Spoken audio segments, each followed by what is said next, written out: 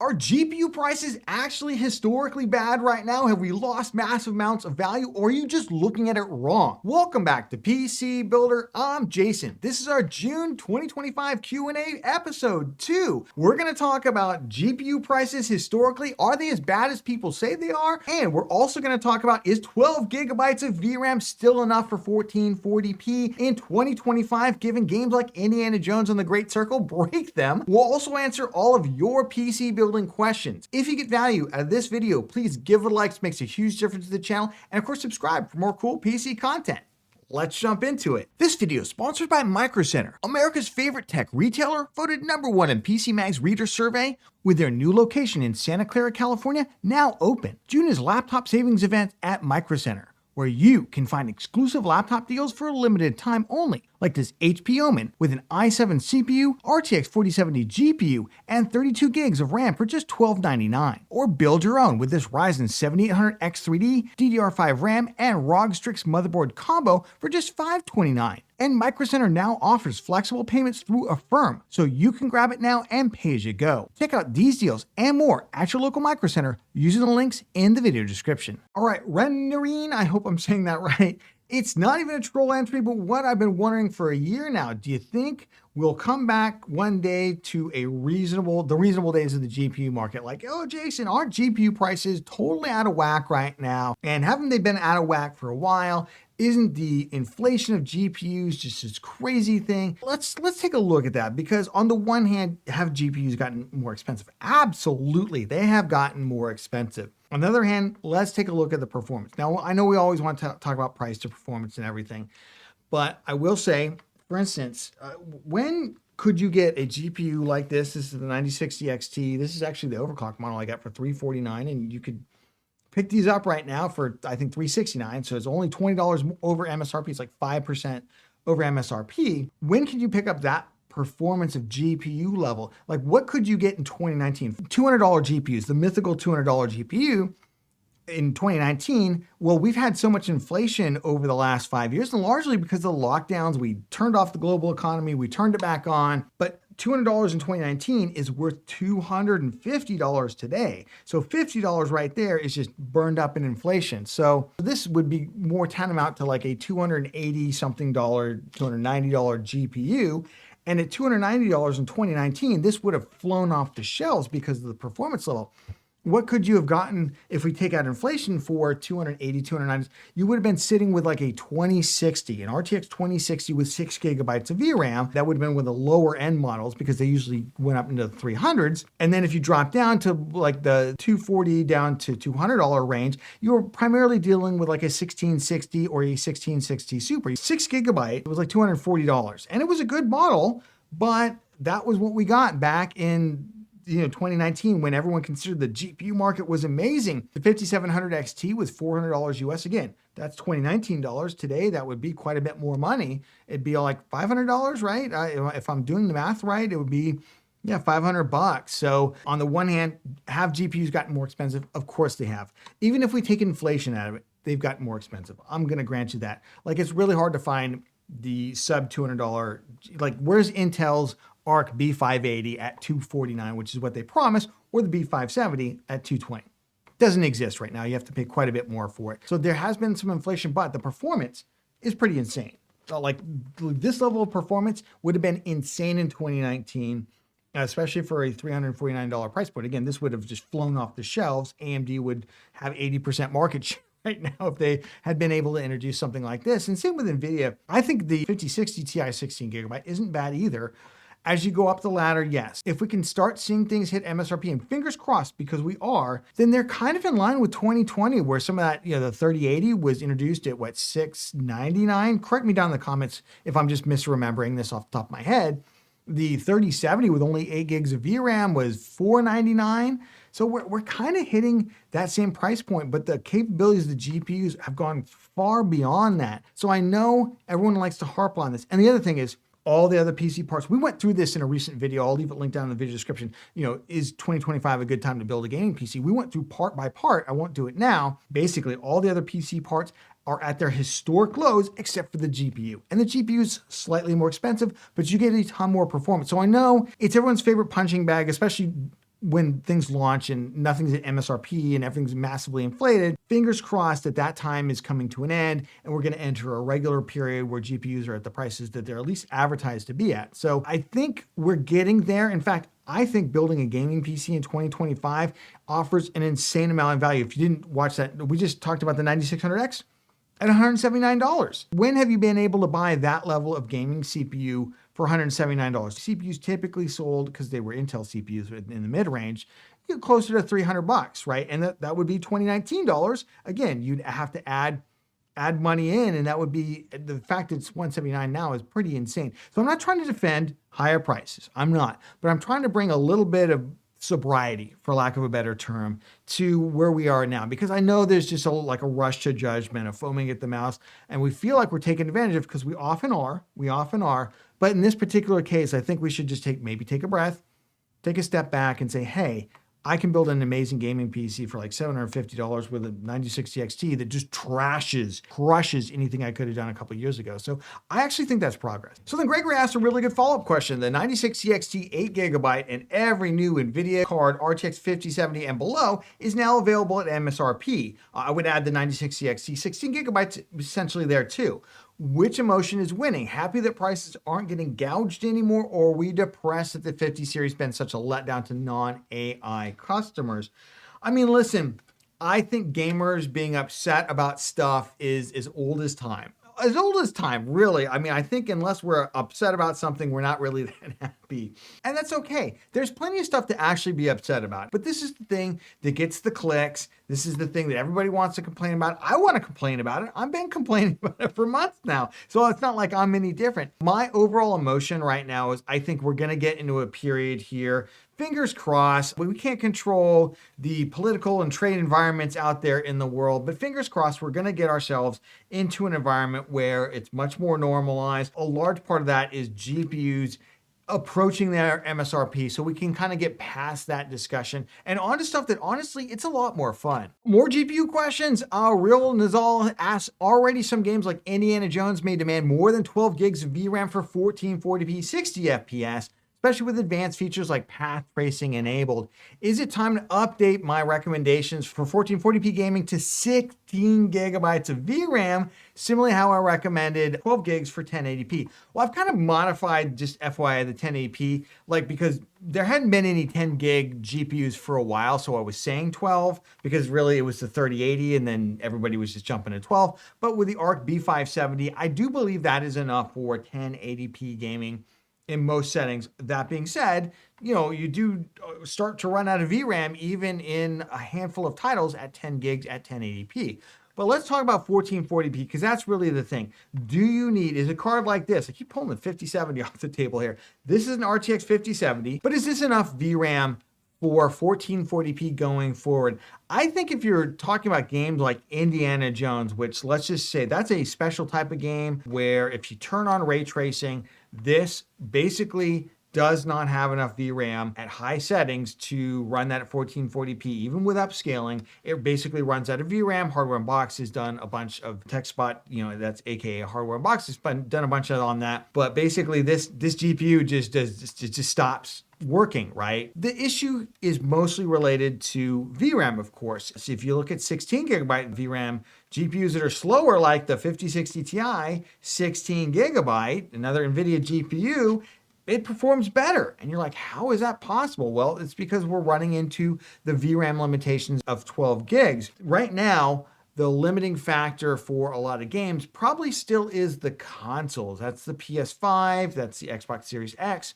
which kind of maximum can really hit like 13 and a half gigabytes. That's on, I believe, the Xbox Series X, or maybe it was the PS5 under some circumstances, but generally keep it under 12 gigs of video RAM. That's the limitation. Well, what happens when we get the PS6 in 2026 or early 2027, and that has a lot more RAM, and that's complete system RAM, so a lot more RAM available for the video buffer in there.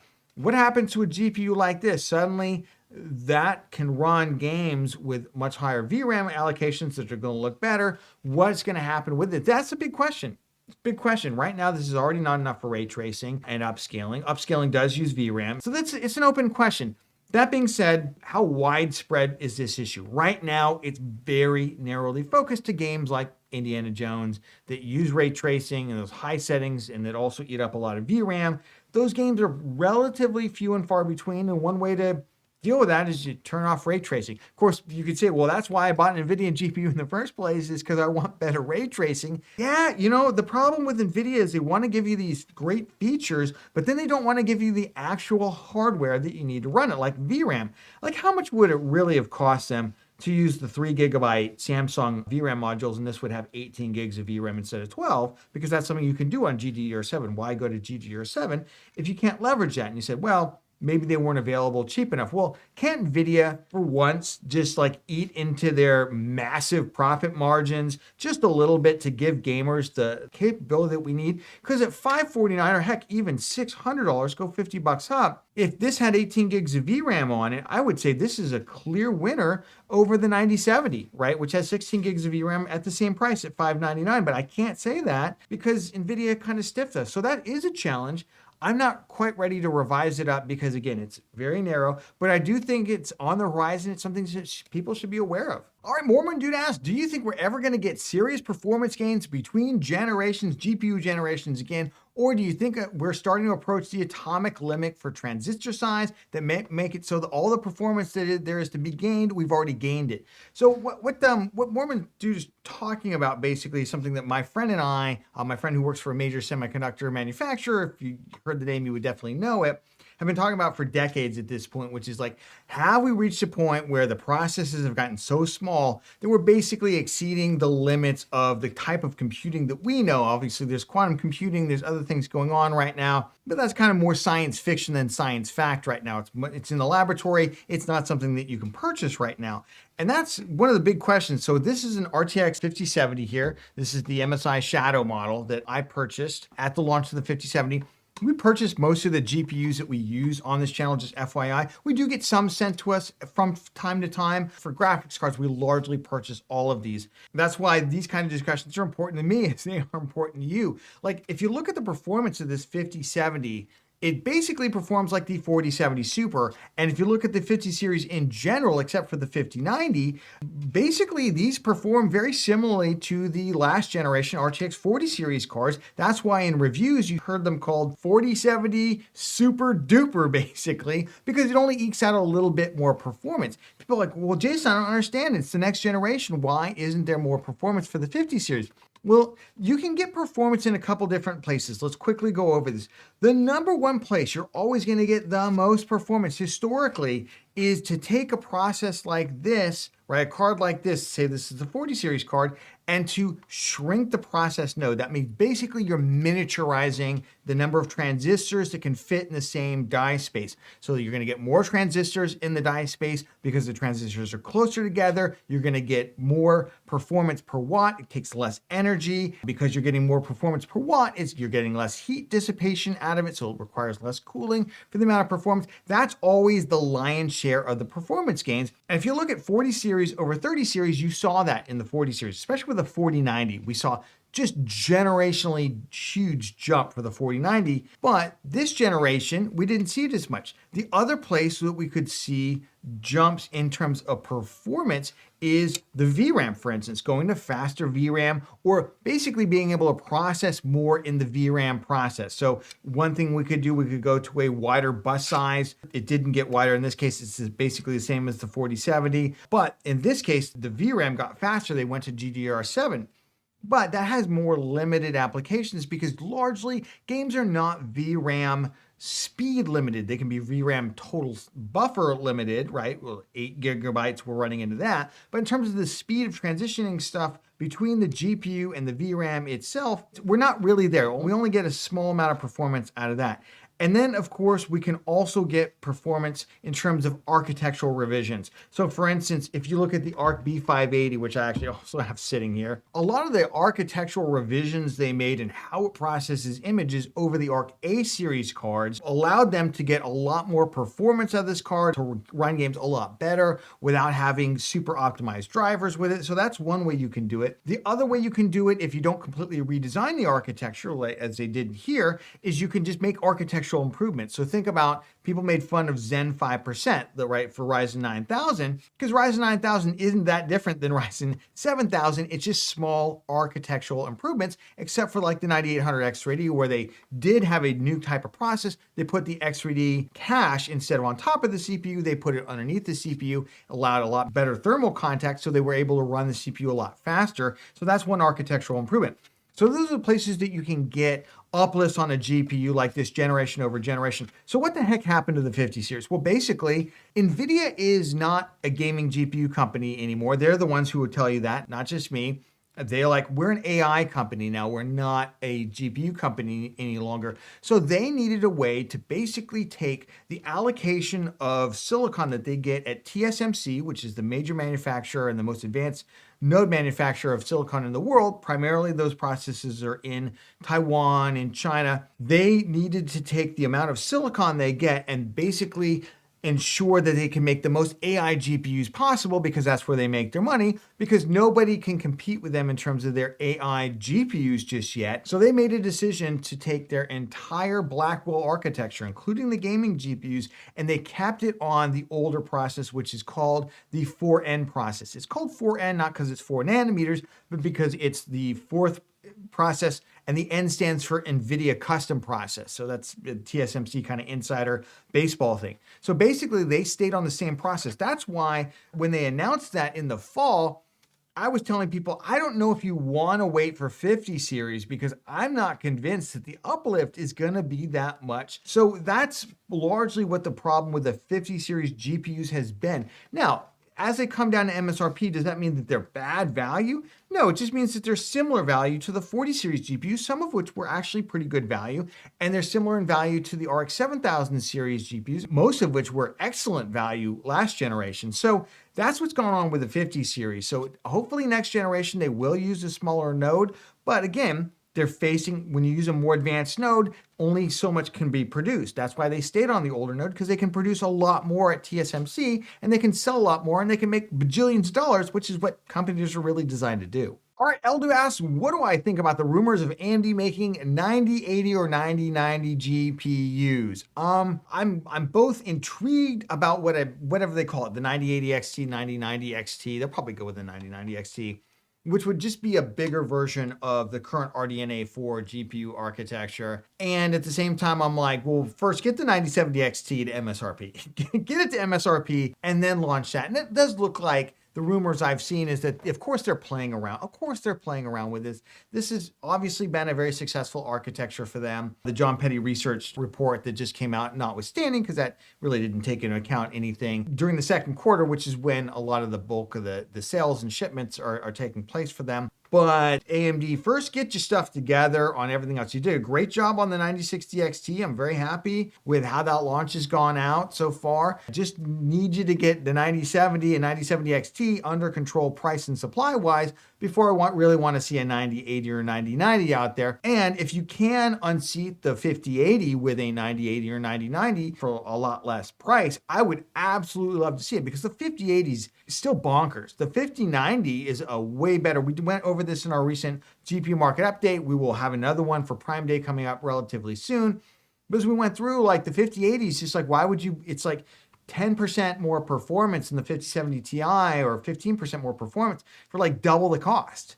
And you're just like, what? Nobody can tell the difference between 130 FPS and 145 FPS. It's like, you can't tell the difference between that, right? It's crazy. But you can tell the difference between going to the 5090, which is significantly more.